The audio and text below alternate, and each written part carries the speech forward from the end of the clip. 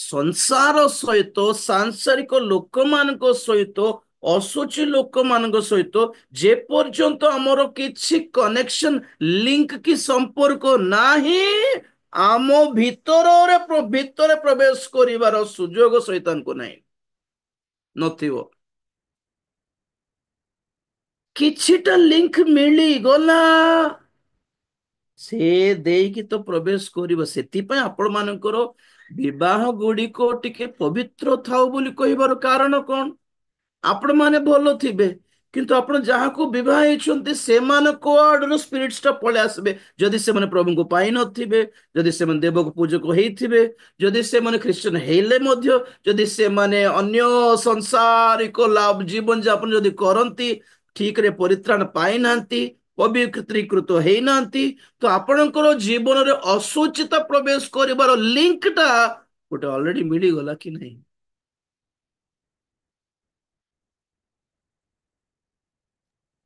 କାମୁକତା ବ୍ୟଭିଚାର ବାଇବଲ କହେ, ଆମେ ମାନେ ଜାଣୁ ଅବଶ୍ୟ ସେ ଇଏରେ ପ୍ରଥମ କରିନ୍ତି 6 ଅଧ୍ୟାୟରେ ଯେ ବେଶ୍ୟା ସହିତ ବ୍ୟଭିଚାର କଲା ସେ ବେଶ୍ୟାର ଆତ୍ମା ସହିତ ମିଶି ଯାଇ ପଡେ। ଜାଣିଛନ୍ତି ଆପଣ ବ୍ୟଭିଚାରର ପାପ ଇଜ ନଟ ଓନ୍ଲି କେବଳ ଶାରୀରିକ ସମ୍ପର୍କ ନୁହେଁ, ସେମାନଙ୍କର ଆତ୍ମିକ ଜଗତରେ ମଧ୍ୟ ଗୋଟେ ମିଳନ ହେଇଯାଏ ପୁଣି ଆପଣ ଜାଣିପାରିବେନି। ଆପଣ ଭାବିବେ ବସ୍ ଗୋଟେ ଗୋଟେ ମିନିଟର ଗୋଟେ ଗୋଟେ 5-10 ମିନିଟର କାମ ତ, ଗୋଟେ ଅଧଘଣ୍ଟାର କାମ ତ, ତାପରେ କିଏ କାହାକୁ ଚିହ୍ନିଛି, କିଏ କାହାକୁ ପଚାରିଛି, କିଏ କାହାକୁ ଦେଖିଛି, କିଏ କାହାକୁ ଜାଣିଛି, କିଏ କାହାକୁ ମନେ ରଖିବ ନା। You have united in the spirits. ଦେଖ ଦେଖ ଦେଖ ତ ପ୍ରଥମ କରିନ୍ଥୀ 6 ଅଧ୍ୟାୟ। ଆପଣ ମାନେ ନା ବାଇବଲରେ ଖାଲି ଆଶୀର୍ବାଦର ପଦ ପର୍ବ ପଢି ପଢି ଶୁଣି ଶୁଣି ଥିବାର ଭାବୁଛନ୍ତି ଏମିତିଟା କିଛି ନାହିଁ ବାଇବଲରେ। ଥିଲେ ବି ତାହା ଲାଗୁ ହେବନି, ତାହା କାମ ହେବ କାମ ଦେବନି ବୋଲି ଭାବୁଛନ୍ତି ବୋଧେ। କେତେ ଭୟଙ୍କର ଭ୍ରାନ୍ତରେ ଅଛନ୍ତି ଜାଣିଛନ୍ତି ଖ୍ରୀଷ୍ଟିଆନ ମାନେ। କଣ କହିବି? 6 ଅଧ୍ୟାୟ, ପ୍ରଥମ କରିନ୍ଥୀ 6 ଅଧ୍ୟାୟ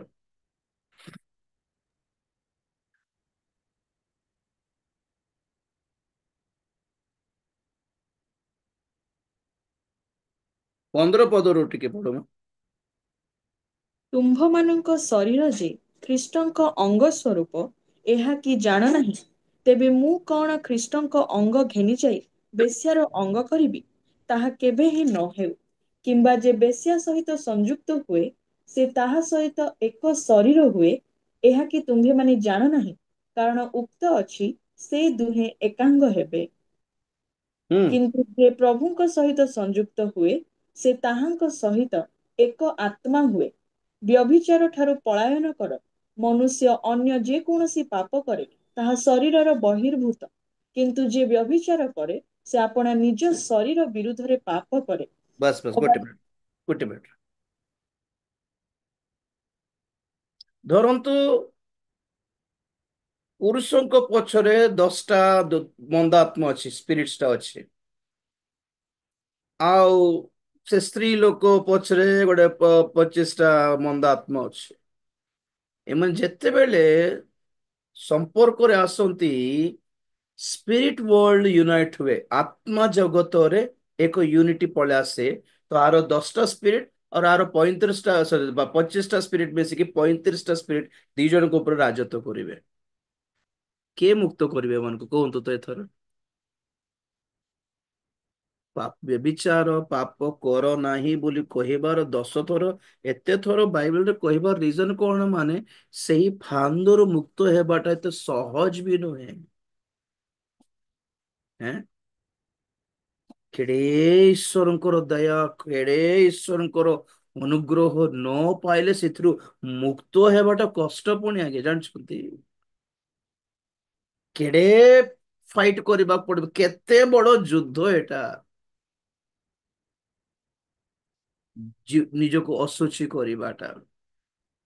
ଦେଖो ଆମେ ତ ଶୁଣୁଥିଲୁ କି ଯେ ସ୍ୱାମୀ ଓ ସ୍ତ୍ରୀ, ଦୁଇ ଗୋଟେ ପୁରୁଷ ଓ ସ୍ତ୍ରୀକୁ ବିବାହ କରାଇଲେ ସେମାନେ ଏକ ହେବେ, ଏକ ଶରୀର ହେବେ, ଏକାଙ୍ଗ ହେବେ। ଏଠି ଲେଖା ହେଇଛି ଯେଉଁ ଲୋକ ଯେତେ ଜଣଙ୍କ ସହିତ ବ୍ୟଭିଚାର କରୁଛି ସେମାନଙ୍କ ସହିତ ଏକାଙ୍ଗ ହେଇଯାଉଛି ପୁଣି। ଓ ମାଇ ଗଡ। ବଂଶାନୁକ୍ରମେ ସେମାନଙ୍କ ଉପରେ ଥିବା ଅଭିଶାପ ଯେତେବେଳେ ୟୁନାଇଟ ହେଇଯାଏ, ଆଉ ଜୀବନରେ ଛିଣ୍ଡାଇବାଟା କଷ୍ଟ ଏ ବନ୍ଧନ।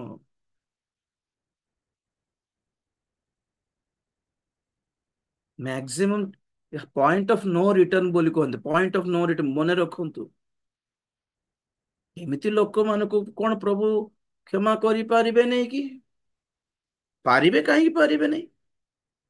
ତୁମେ କ୍ଷମା ମାଗିବାକୁ ଆସିଲେ ସିନା ଦେଖିବା। ପଏଣ୍ଟ କ୍ୟାଚ୍ କରିଲେ ମୋର? ଆସିକି ଗୋଡ ଧରିକି ଆଉ କେବେ କରିବି नहीं बोले प्रभु क्षमा करी पारंती। ही इज एबल, वो सक्षम है। लेकिन आप निज आपण निज को नम्र करी से दरिद्र काम छाड़ी के आसिले से ना है वो देखिबा तो आसी पारिबने तुमे।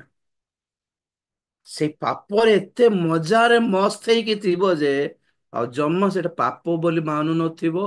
ପାପ ହେଲେ ବି ନା ସେ ମଜା ପାଇଁ ନାଇଁ ଆଉ ଛାଡି ହେବ ନାଇଁ ଆଉ ତାକୁ ଭୁଲି ପାରିବେ, ତାକୁ ଛାଡି ପାର ମରିଯିବି ତାକୁ ଛାଡି ପାର ଛାଡ ନା ମରେ ଯା। ଆଉ ଅନୁତାପ କଲେ ପ୍ରଭୁ ରକ୍ଷା କରିଥାନ୍ତେ। ଏ ଅନୁତାପ କଲେ ସିନା କରିବ ନାହିଁ, ହୃଦୟ କଠିନ ହେଇଯିବ। ଏମିତି ବାକ୍ୟ ସେମାନଙ୍କୁ ଜମା ଟଚ ବି କରିବ ନାହିଁ। ଦେଖେ ଭୁଲ ହେଇଗଲା ଆପଣ ଭୁଲ ହେଇଗଲା ପ୍ରଭୁ ଦୟା କର ବୋଲି କହିବ ତ ନାଇଁ ଆଉ ଗର୍ବ ଦେଖାଇବ। ହଁ, ତତେ କଣ ହେଉଛି, ମୁଁ କରିଲି, ମୋର ଲାଇଫ, ମୋର ଇଚ୍ଛା, ତତେ କଣ ହଉଛି ବୋଲି ଗର୍ବର କଥା ଥିବ ସେମାନଙ୍କ ପାଖରେ। ତ ଆମେ ମାନେ ଜଣେ ଅନୁଗ୍ରହ କିଏ ପାଇବ, ଯେ ନମ୍ର କରଲା ସେ ଅନୁଗ୍ରହ ପାଇବ, ଯେ ଅନୁତାପ କଲେ ସେ ଅନୁଗ୍ରହ ପାଇବ, ଯେ ଗୋଡ ଧରିଲା ସେ ଅନୁଗ୍ରହ ପାଇବ, ଯେ କାନ୍ଦିଲା ସେ ଅନୁଗ୍ରହ ପାଇବ, ଯେ ପାପ ସ୍ୱୀକାର କରି ଅଧର୍ମ ସ୍ୱୀକାର କରି ଯେ ଛାଡିଲା ଛାଡଇ ସେ ପରା ଦୟା ପାଇବ।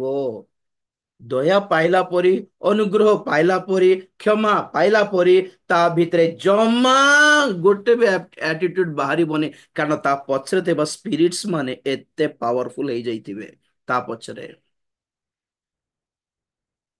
ସେଥିପାଇଁ କାହିଁକି ବାରମ୍ବାର ଲେଖା ଅଛି ଏ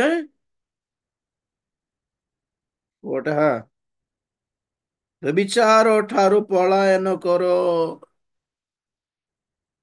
You don't fight, you cannot fight man, you have to run away। भागो वहां से। ଜିତିବି, ଲଢିବି, ବୁଝାଇବି, ଦେଖିବି କେମିତି ଥିବ, ଚ୍ୟାଲେଞ୍ଜ କରିବି ଶୈତାନକୁ, ତୁ ଆ ତୋତେ ଦମ ଥିଲେ ମତେ ପକାଇକି ଦେଖା। ଗର୍ବ କେତେ ଜଣଙ୍କୁ ଥିବ, କେତେ ଜଣ ବକ୍ତା ମାନଙ୍କୁ ବି ଗର୍ବ ଦେଖିଛୁ।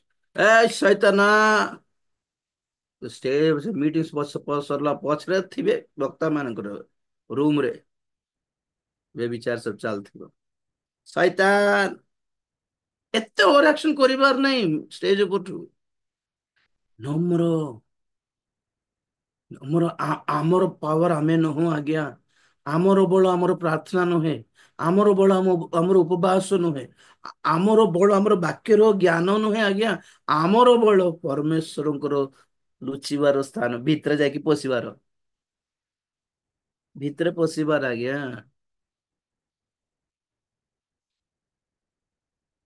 ପ୍ରେଜ ଦ ଲର୍ଡ। ତ ପବିତ୍ରତା ମାନେ କଣ? डिस्कनेक्ट करो आगे पाप को जन जन भाई थिला हमरो ग्रुप रे आज्ञा व्यभिचार पाप रे अछि प्रार्थना करो बोलथी बार।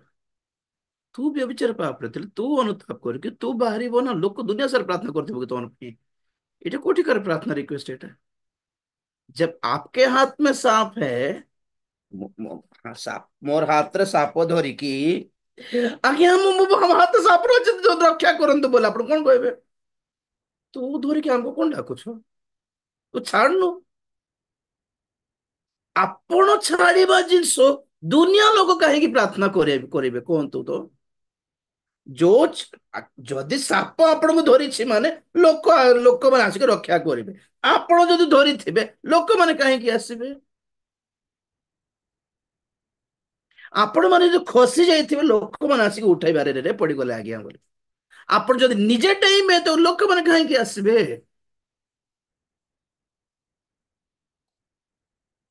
ये डिफरेंस तो जानी पाते बहुत लोग। जो चीज को आपने पकड़ा है उसको खुद छोड़ो।